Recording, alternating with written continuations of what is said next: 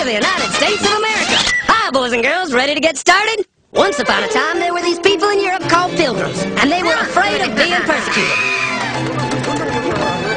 So they all got in a boat and sailed to the New World where they wouldn't have to be scared ever again. Oh, I'm so relaxed. I feel so much safer. But as soon as they arrived, they were greeted by savages, and they got scared all over again. Indians! So they killed them all.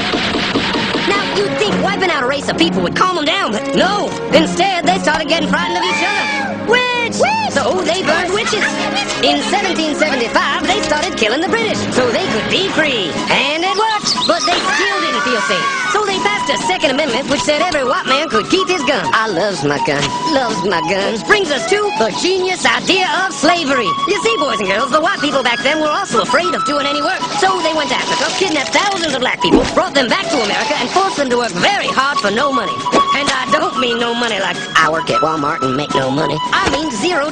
Nothing. Not a zip. Doing it that way made the USA the richest country in the world. So did having all that money and free help calm the white people down? No way. They got even more afraid. That's because after 200 years of slavery, the black people now outnumbered the white people in many parts of the South. Well, you can pretty much guess what came next. The slaves started rebelling. There were uprisings. An old master's head got chopped off. And when white people heard of this, they were freaking out and going, "Oh, no, hell, don't kill me, big black man." Well, just in the nick of time came Samuel Colt, who in 1836 invented the first weapon ever that could be fired over and over without having to reload. And all the Southern whites were like, "Yeah!" But it was too late. The North soon won the Civil War and the slaves were freed. Yep, they were free now to go chop all the old masters' heads off. And everybody was like, "Oh no, we're gonna die." But the freed slaves took no revenge. They just wanted to live in peace. But you couldn't convince the white people of this. So they formed the Ku Klux Klan.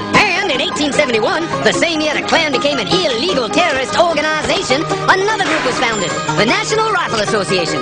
Soon politicians passed one of the first gun laws, making it illegal for any black person to own one.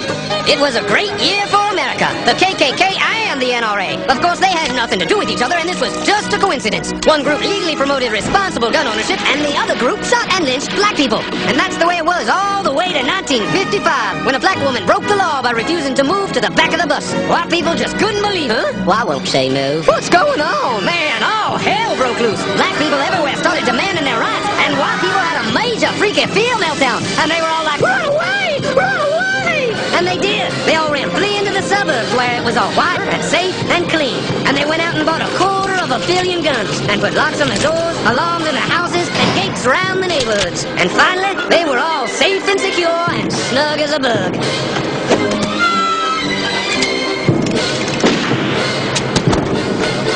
And everyone lived happily ever after.